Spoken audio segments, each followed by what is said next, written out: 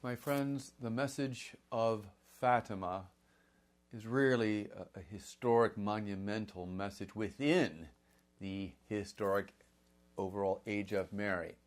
As mentioned in previous lectures, in a certain sense, the apparitions that take place before Fatima lead up to it, and authentic apparitions after Fatima seek its fulfillment, particularly in the fulfillment of what is called the triumph of the Immaculate Heart of Mary. Now, going from Lourdes to Fatima, you have, again, in the message of Lourdes, this call for prayer and penance in reparation to God and for the conversion of sinners. So reparation, vertical, co-redemption, horizontal, if you will. Reparation offered to atone to God, and we'll see very clearly in the Fatima message also to our Blessed Mother's Immaculate Heart for sins of humanity, and conversion of sinners for the salvation of our brothers and sisters, as well as our own conversions. Now, at Fatima, you have the same message, but there's much greater concretization and specificity on how to do prayer and penance for these intentions. For example, at Fatima, where of course she comes as Our Lady of the Rosary, and keep in mind these titles are wonderful, really inspired summations of the emphases of these particular apparitions. She comes not as Our Lady of Fatima, but as Our Lady of the Rosary. She specifies 5 decades of the Rosary daily, not only for personal sanctification, but for peace in the world. And keep in mind, historically, the Fatima message is happening during World War I, in the midst of the killing of 11 million people. So the daily call for Rosary, there is the specificity of devotion to the Immaculate Heart of Mary as a remedy for the problems in the world.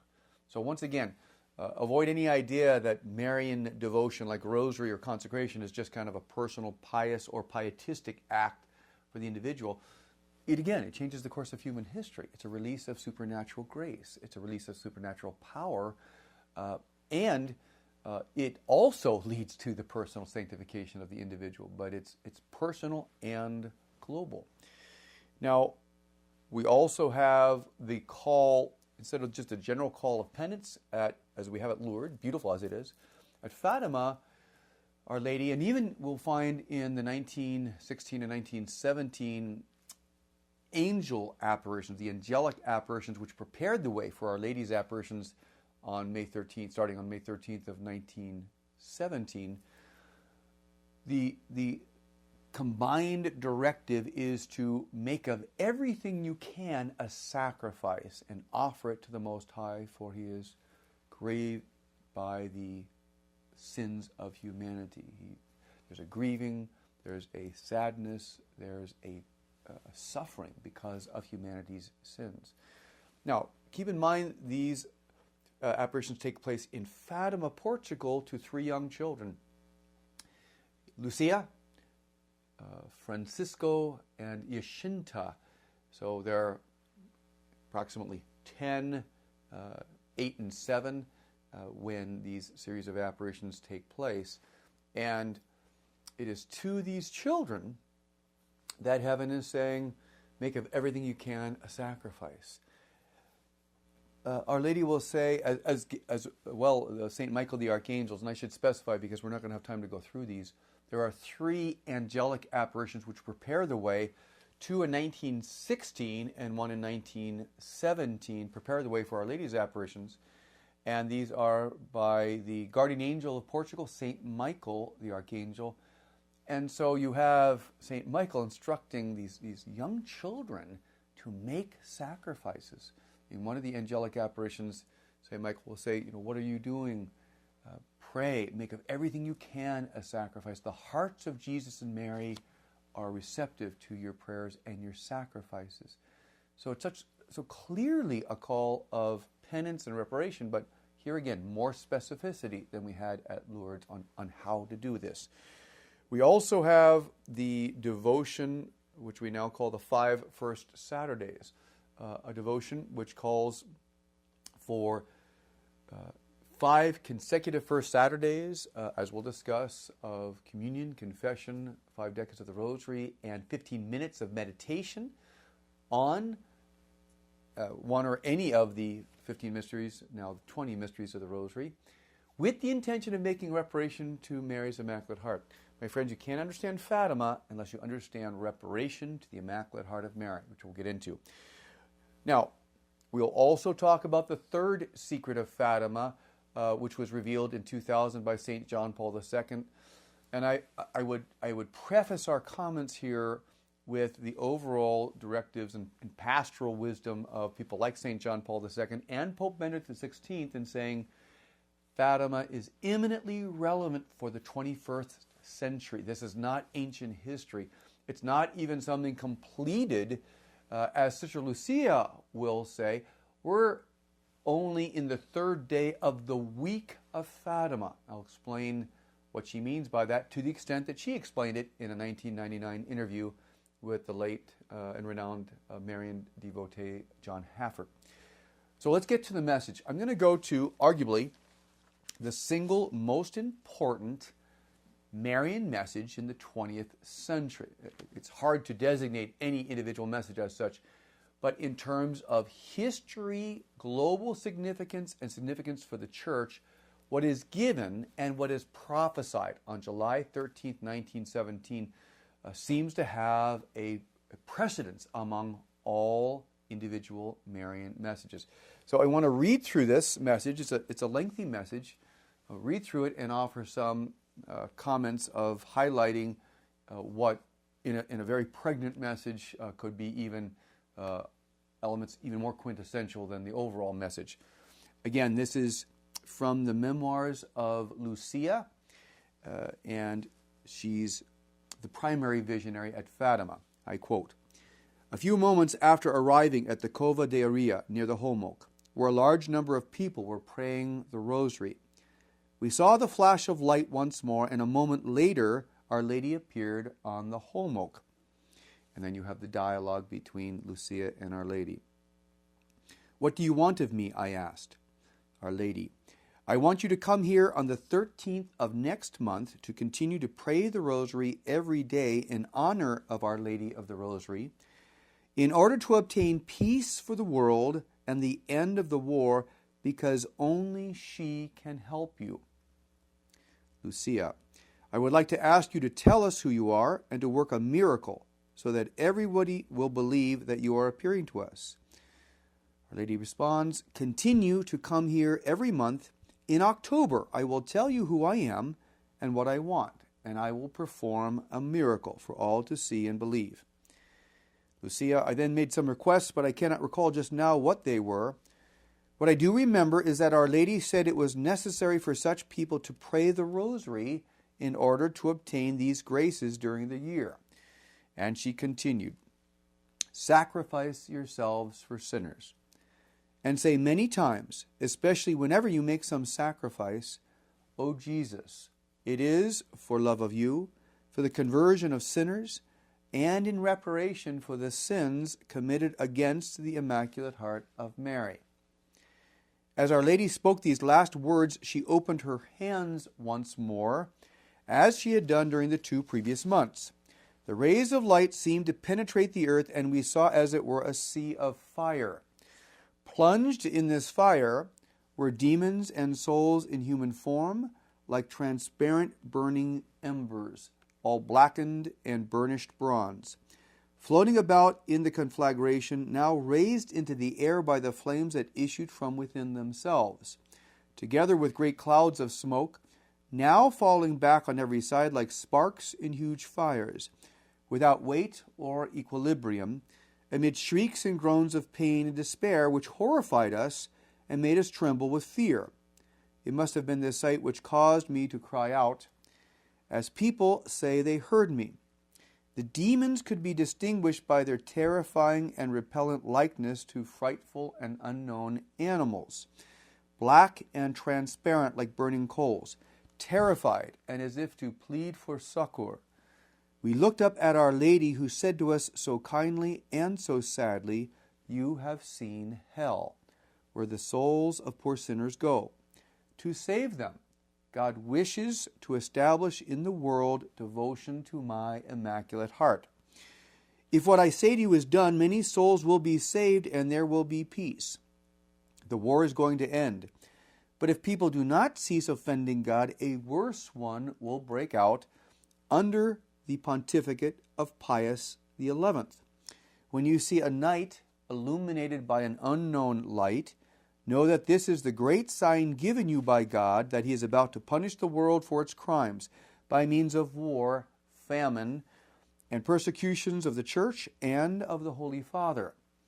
To prevent this, I shall come to ask for the consecration of Russia to my Immaculate Heart and the communion of reparation on the first Saturdays. If my requests are heeded, Russia will be converted and there will be peace. If not, she will spread her errors throughout the world, causing wars and persecutions of the Church. The good will be martyred. The Holy Father will have much to suffer.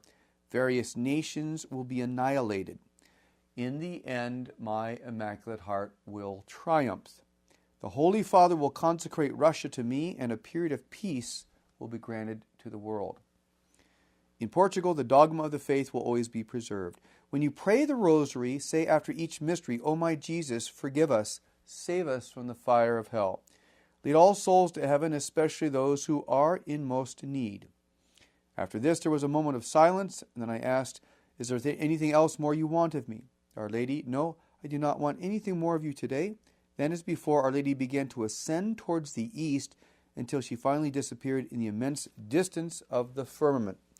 A remarkable message, a message so packed with historical prophecy, many of which have already been fulfilled in ways that have totally baffled contemporary historians at the time. For example, even the idea, the concept that Russia would be a threat to the world was laughed at by the historians in the late 19-teens and the early 1920s. Russia was in great personal national chaos. It was having a difficult time feeding its own. What kind of threat would Russia be?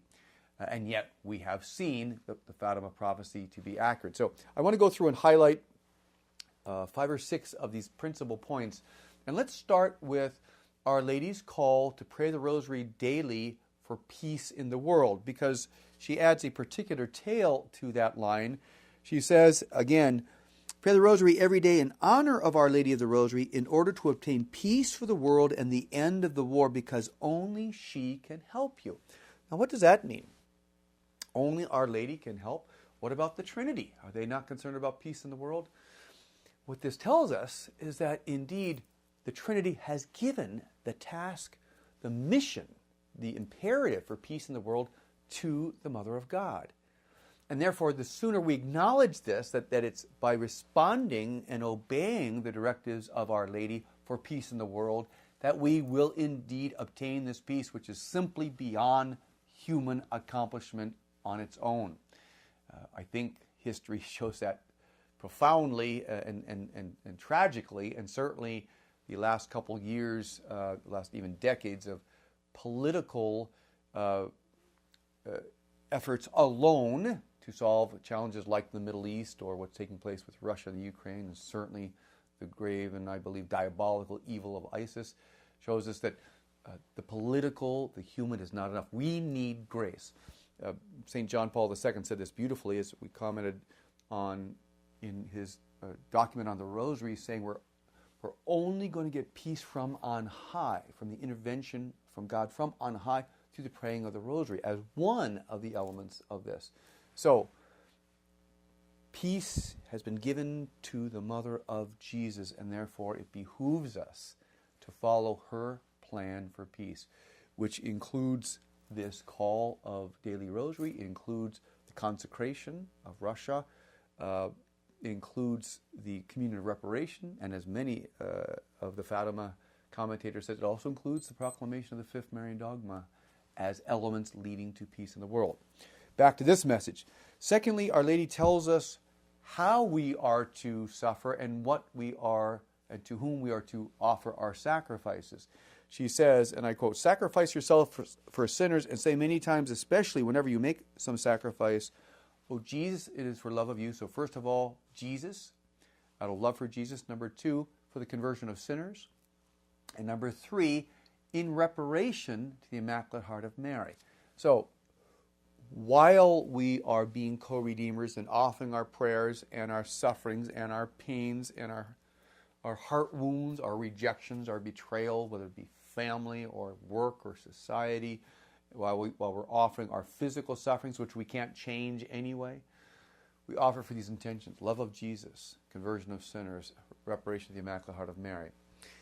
Thirdly, we get the vision of hell. Now, this is profound and should be moving. Why would the Mother of God frighten 3 kids, 10, 8, and 7 years of age, with a vision of hell? Because Our Lady wants us to know with great certainty hell exists, apart from deconstruction or progressive theological opinions that hell is just a garbage dump on the outskirts of Jerusalem. Our Lady is here to confirm what the Church teaches anyway, and that is hell exists, and it's forever. It's never ending. And so a grisly vision of hell, Lucia says that she cried out. She also would later comment that Jacinta, after that vision of hell, she said, became an adult that day. That was her expression. The seriousness of her prayer and penance, her courage. She would walk up to men who were cursing and using God's name in vain in the local cantina and correct them and defy them from doing it again. I mean, extraordinary acts of courage and maturity for a little girl who would die within the next couple of years. All this coming from this vision of hell.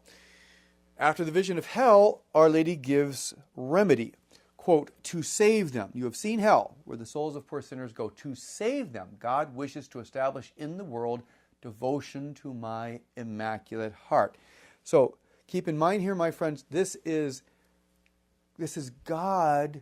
This is not a Marian ego trip. This is God establishing a devotion to Mary, the daughter of the Father, mother of the Son, spouse of the Spirit. The Trinity wants Mary acknowledged for her role in the redemption and in the ongoing mission of distributing grace. Heaven also wants reparation to her Immaculate Heart, as we'll see. But it's God establishing devotion to Mary's Immaculate Heart. And then Our Lady gives a series of prophecies. For example, what? Well, for example, that a worse war, if man does not change, if we do not respond to this message, a worse war will break out under the pontificate of Pius XI. Now keep in mind, the Pope at the time is Pope Benedict XV. So Our Lady prophesies the name of the following Pope.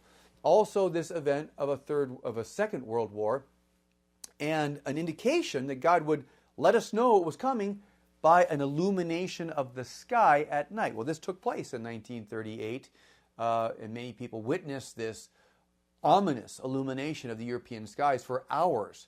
Soon after, Hitler invades Poland, and we do indeed have the beginnings, the fundamental beginnings of World War II. It's amazing. I was giving a talk in New Zealand, and after the talk, and it was on the message of Fatima, in this particular talk, and afterwards a gentleman came up and said, this has such great meaning to me because my father was the first soldier of New Zealand to die in the Second World War, and what was very clear is it didn't have to happen. It was conditional, and that's completely true. We lost 11 million in World War I. In World War II, we'll lose 55 million. Why? Because we do not convert. And Our Lady says that war is a punishment from God. Now, what does that mean? That doesn't mean that you can't have heroes in war. It means fundamentally, God withholds His protection. He lets fallen man go after fallen man, and huge suffering is the result. So war is a punishment from God insofar as God pulls back His protection and lets the sin of violence and discord takes place. And again, that doesn't take away the legitimacy of a just war, of entering a just war. It's talking about the overall phenomenon which Our Lady rightly identifies. Then she speaks about future sufferings for the Church and specifically future sufferings for the Holy Father in light of the rise of the errors of Russia and communism. Again, historians thought this laughable at the time of the apparitions. Russia doesn't have any chance. Russia's what we consider a third world country in our era. It can't even take care of itself. There's grave difficulties. The Tsar being overthrown and the revolution. It's also interesting of the parallel between the role of Lenin and atheistic communism and the juxtaposition, the same timing of these apparitions at Fatima in 1917. But indeed, we would know that Russia would spread its errors throughout the world. The Holy Father would have much to suffer. May 13th, 1981, the anniversary of the first apparition at Fatima, is the day, again, as we've discussed, St. John Paul II is shot. And the call for the consecration of Russia, which we also discussed in our previous lectures, something that St. John Paul II and Sister Lucia says was fundamentally accepted as satisfying the Fatima request as per Our Lady. And that happens on March 25th of 1984. So, still more to come in these prophecies. Many Fatima commentators believe that the annihilation of nations has not yet been fulfilled. And it makes us a little mindful of what Cardinal Ratzinger said in his commentary on the Third Secret of Fatima with its release. That is, with nuclear arms, we have the capacity of fulfilling the worst prophecies of Fatima in terms of massive loss of human life. So, again, the untold relevance of Fatima for today, for now. Finally, the promise of victory. In the end, my Immaculate Heart will triumph, and a period of peace would be granted to the world. And that's the triumph of the Immaculate Heart. If we were in a nutshell what the triumph of the Immaculate Heart is, what would we say based on Fatima messages and other corresponding messages? The triumph of the Immaculate Heart is where hearts are united to the Immaculate Heart of Mary so that the Church can endure a period of purification. And through this endurance of a period of purification, the Church will resurface, not as a new Church, there's no modernism in this, but resurface as a refined, a renewed, a humbled, a sanctified Church. And that will be the foundation for a era of peace, not only for the Church, but for the world. So the triumph of the Immaculate Heart doesn't mean that the moment that everything that Fatima calls for is fulfilled, that next day there's going to be global peace. It means that indeed, when these things are responded to, which again, many Fatima devotees, and rightly so, include the proclamation of the fifth Marian dogma, when these things are done, this will provide the grace to protect, to sanctify the Church, to have the Church endure through a period of purification of events, global events, as well as internal events that will lead to the purification of a humbler, more sanctified Church, a more united, more faithful Church, and as a result as well, a world of peace. Triumph of the Immaculate Heart leading to the reign of the Sacred Heart of Jesus and an era of peace. Now, there's, as a final note in this July 13th, 1917 message, there's the prayer we pray at the end of each decade of the Rosary, the O My Jesus prayer. Notice the beautiful parallelism of that prayer with the prayer of divine mercy, praying for those in most need of the mercy of God, in gravest proximity to the reality of hell, which the visionaries had just seen. Now, as a postscript, it is in this message that the third part, along with the call of consecration, that the vision of hell, the third part of this message, which is now called the third secret of Fatima, was not revealed, of course, when this message was first revealed. It was not revealed ultimately until the year 2000. We will discuss that in our next lecture. But just historically, know it's given on this day, on July 13th of 1917, the third secret of Fatima is given to Lucia, not yet a sister, at the age of 10, and then released to the world in June of 2000.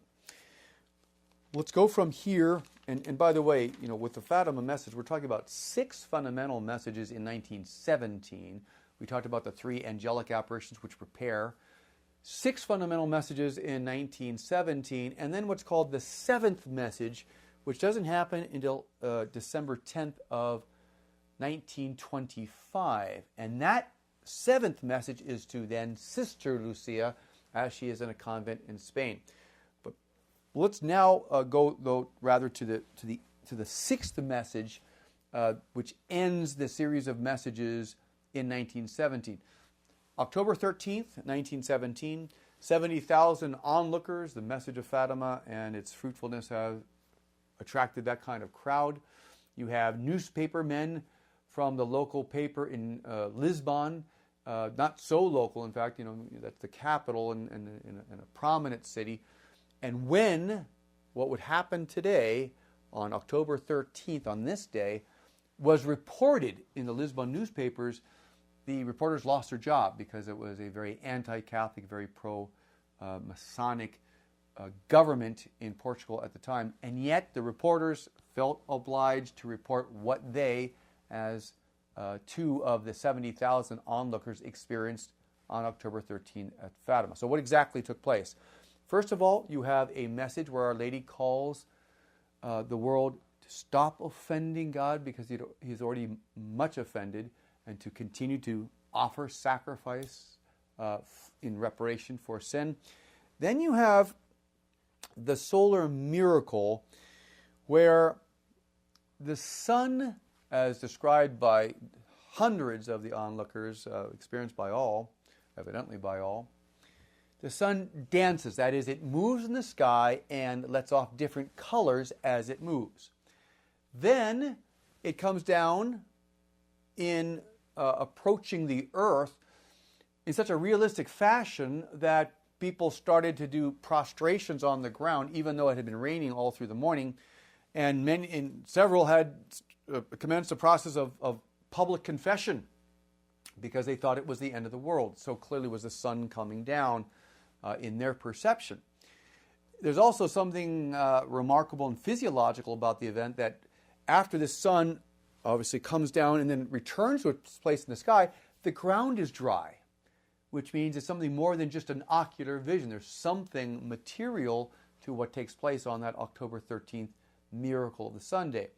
Well, also simultaneous with this is a series of visions that are given to the children.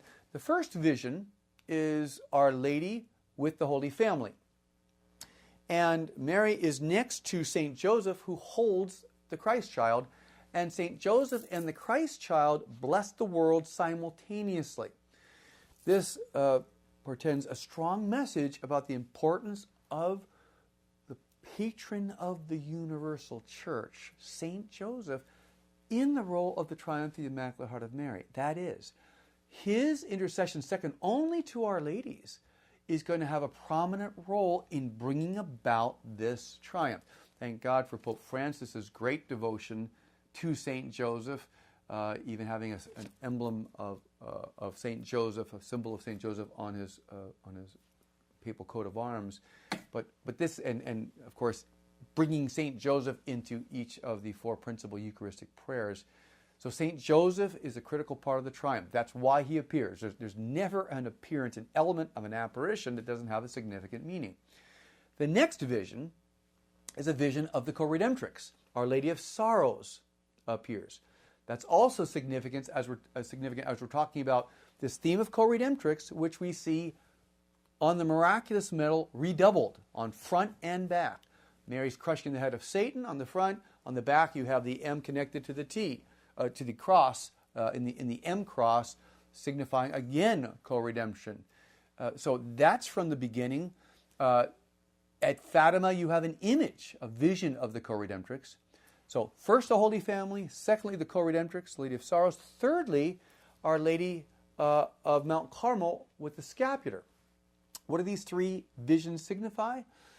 most commentators would agree, joyful mysteries, sorrowful mysteries, and glorious mysteries. Glorious mysteries because the scapular, also very similar to the 5 first Saturday devotions, offers a promise of eternal life with the proper human cooperation.